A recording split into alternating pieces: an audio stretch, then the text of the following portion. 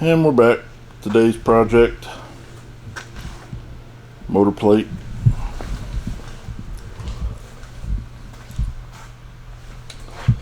Mid-plate.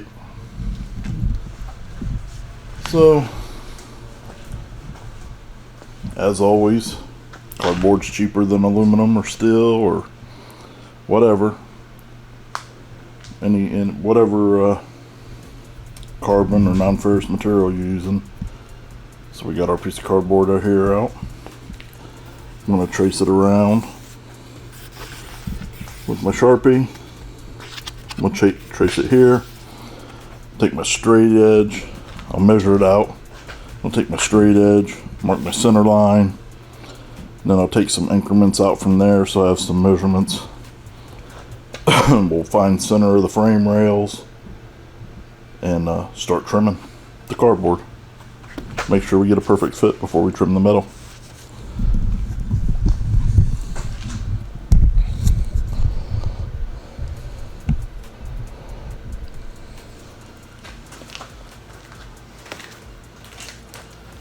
It's nice to use these fine point Sharpies. Just one you haven't smashed the tip of, and just lightly apply pressure in the corner there.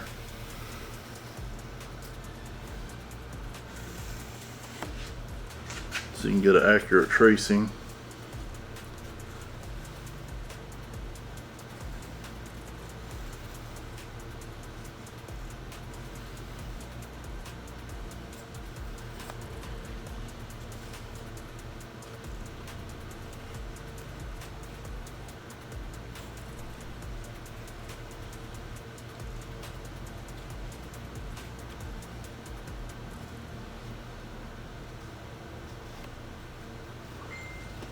And like I said, we're going to go from the center of here and here. Make sure that that matches up with the center of here and here. Find the center of this material after we trim it. And then double check and make sure that that's our crank center line as well.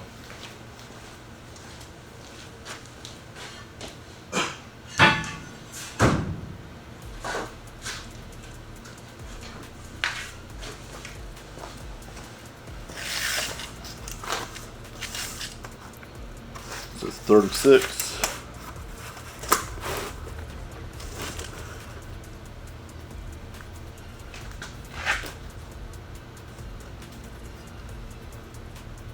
We'll go 18, 12, 6,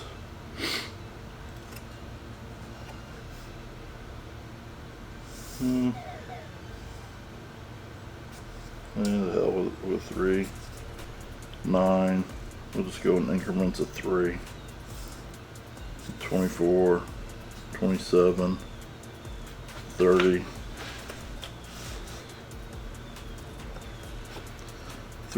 36. So you know, now we have a few indicators that let us know where we're at here. Don't really need to label them, but just for the sake of this video I will. Normally I wouldn't.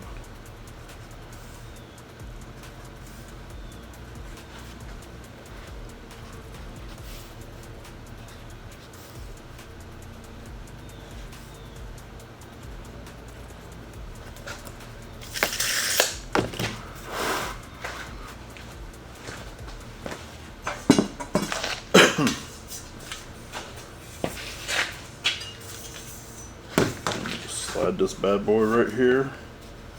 We know this cardboard's nice and straight and got a nice factory edge. So we'll make sure we're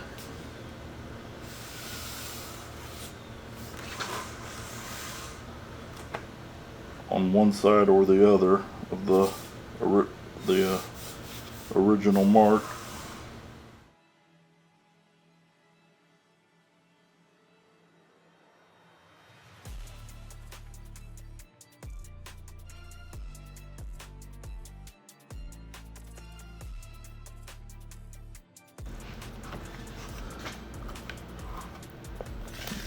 And now we'll take and make a couple vertically and run them across the horizontal and make a grid essentially on here.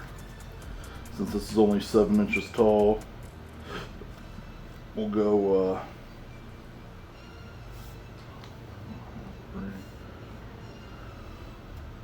we'll just go in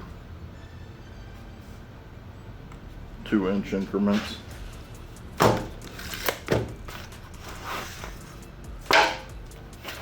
Again, make sure you're using the square edge of the cardboard.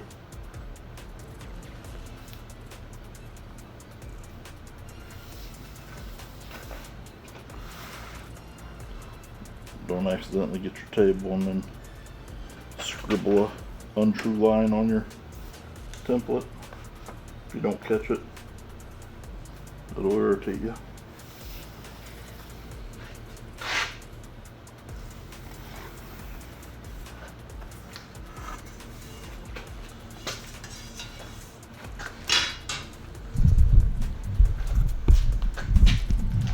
That's just how I like to do stuff. Just takes a few extra minutes, as you can tell, to lay a grid out here, and then that helps me know once I put that center of the frame rails, I should, in theory, within a reasonable amount of deviation, be able to come in 2 inches, 4 inches, whatever here, 4 inches there, 2 inches up, 3 inches up, 3 inches up on both sides. You know, frame rails aren't perfectly identical from the factory, so this won't be perfectly identical when, you know, from side to side, but what does need to stay perfect is our center line.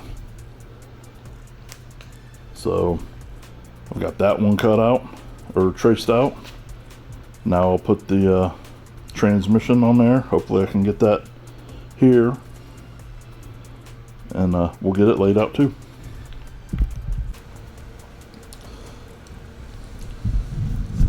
So I got lucky.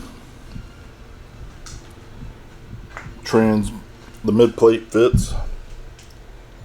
I have about 1/4 of an inch between the two of them, but the good part is, as far as this template goes, this area is not critical on either of these, because we're not fitting these areas, we're fitting these areas. So if I don't cut these perfect, it doesn't matter. So yay. 2 nice big pieces, or 2 nice big templates on 1 piece of material is always a plus. And still have plenty of material left for other smaller templates that I'll need to make later. So I'll do the same exact thing I did here, just a different shape. Go through to the initial tracing on everything, and then lay out my grid. This one, being that it's so short here, we're only like 5 3/8, so I'll probably make this grid 1 inch, and then go 2 inches every 2 inches here, because we don't have much material either way. Yeah, this is only 8.5. Actually, I'll probably just make these 1 by 1 inch square. You know, this is the area that I'll make my grid in on both sides. So making it 1 by 1 inch square won't take much time. So that's what I'll do on this one.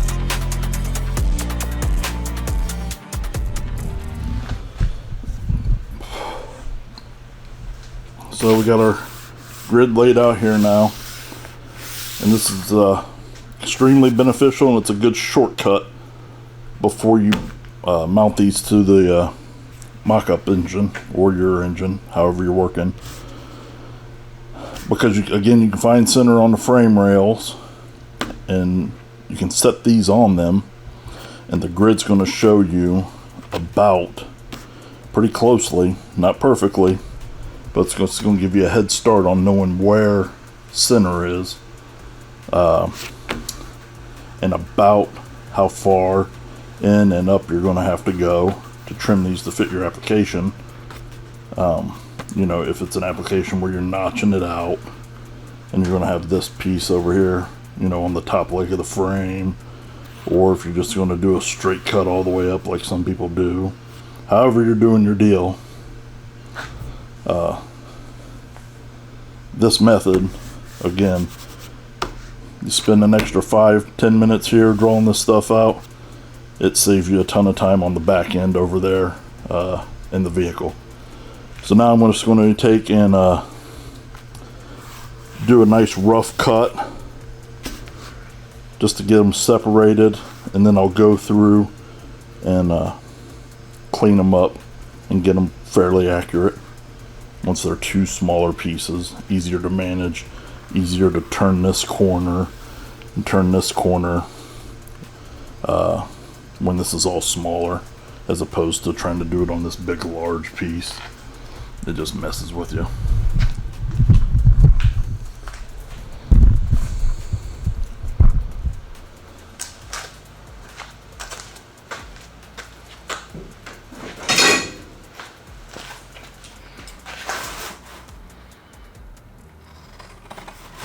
I'm not wasting a ton of material doing this. And I only do it like this, like I said,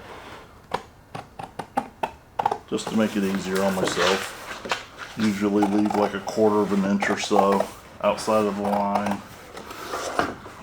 And so you can imagine, see how cumbersome that is to try and deal with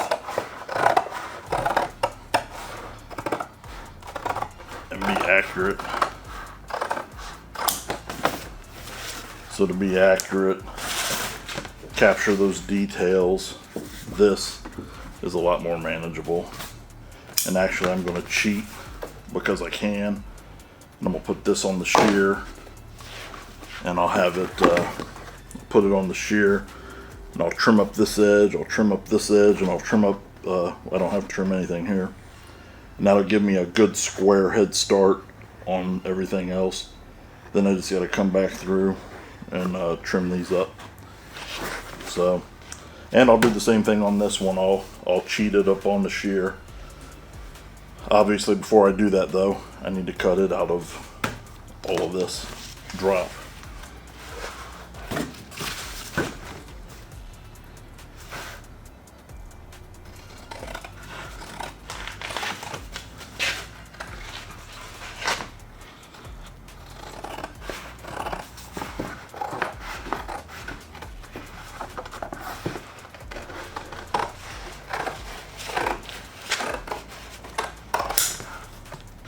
And even though this is a goofy shape, this is a nice size drop, and it's worth holding on to for a little while, because we'll have other smaller tabs and brackets that we need to make, and there's no sense in cutting up a full sheet when we can get something out of here.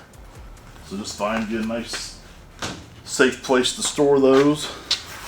I've been putting all of them on top of the blazer, and that way I know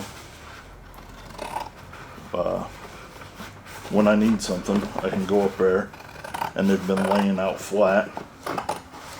If you leave it like drooped over something hanging off the edge, it will keep this shape, and it will keep that arc in there, and it will be, that area will be useless.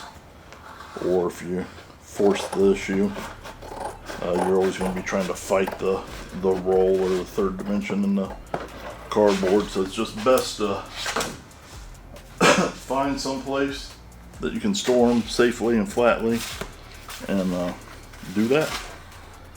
So like I said, I'll shear up these edges that I can, and then I'll come back through with the hand shears and trim up the rest. So we're over here now on the shear, getting ready to trim these up. I've got the square factory edge up against the square edge of the shear, and you can see I've lined my mark up there.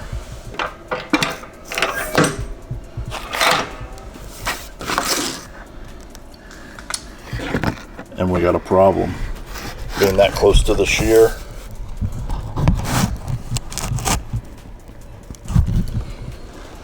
So what happened is we're close to the shear where the initial cut's made, and the gap is greater than this material, so it just bent it over. So I'm bringing it out here,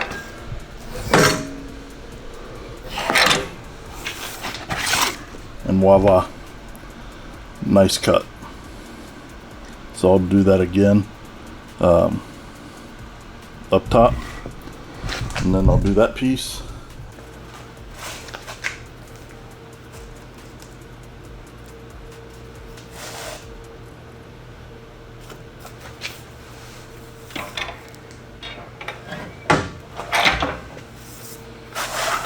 And again, have a nice nice clean square cut.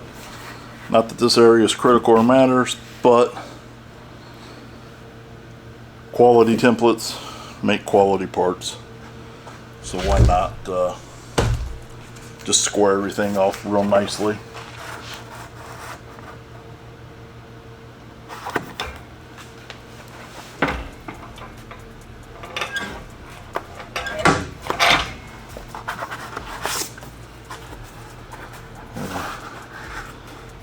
Didn't catch that bottom layer, but I'll take a razor blade and clean that up.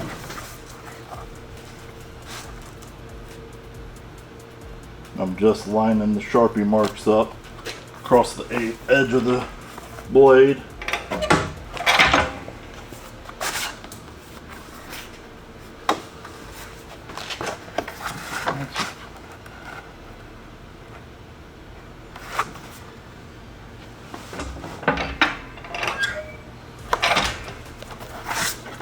Yep, I tried.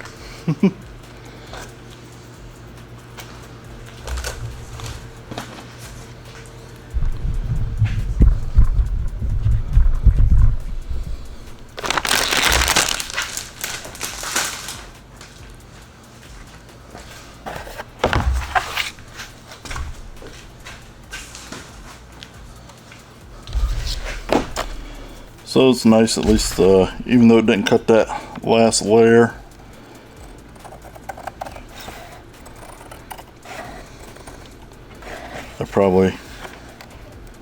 I'll have to check my gap. I may need to adjust my shear, or it may be time to flip the blade, or maybe time to send it to be sharpened. But on shears like that, the good thing is it's a long rectangular piece. It's a long strip, and when they sharpen it, they sharpen all four edges, so essentially you end up with 4 blades off of the same piece of material. So when your edge goes dull, you don't have to send it out, have it resharpened, or buy another one.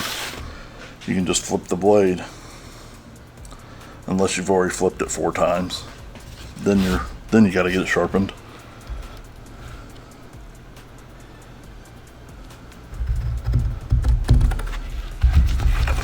But if you gap your shear properly and you keep the blade lubricated and you don't do dumb stuff, they'll last a long time. They'll give you many years of service and many cuts.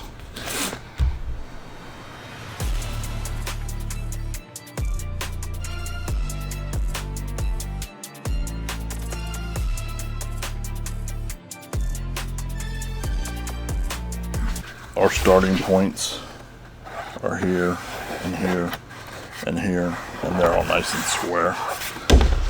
I do want this to fit on the engine nicely when we go to mock it up, and I don't need to worry about cutting this area out,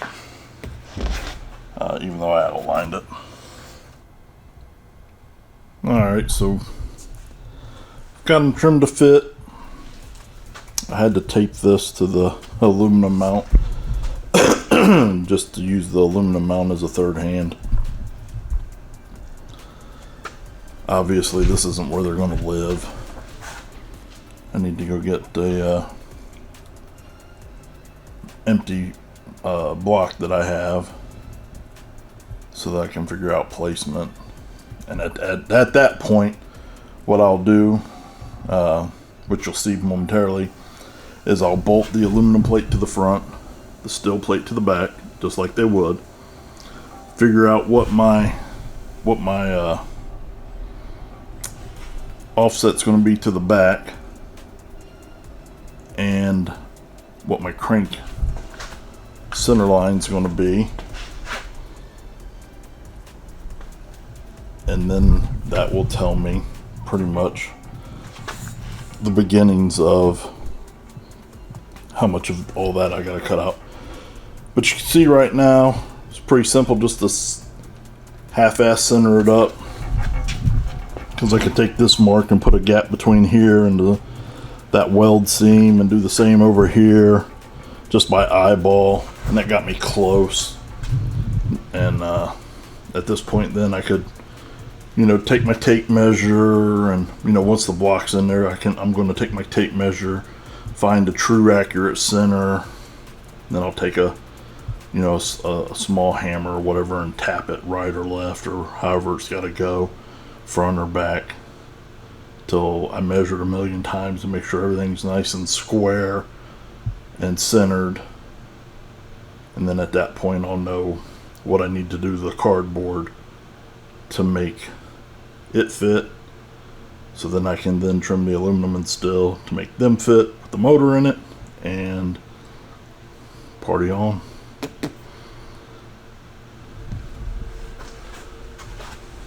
Same thing here. I just for quick shits and giggles for the video, I just went right to that seam on the outside edge there, and that locates about center. So I know it could probably be an intimidating task if you haven't done it before, but just like anything else, it just takes time and patience and lots of measuring. So we'll stop here for today. Next time I come back to this portion of the project, you know, like I said, we'll have both the actual plates mounted on the bare block. We'll have it sitting in place, and then we'll start getting everything measured out. But before I can do that, I need to make some mounts for this core support to mount to the K-member, and then that way I can blow all of this back apart and get it out of my way, and it'll make all this motor stuff a lot simpler to do.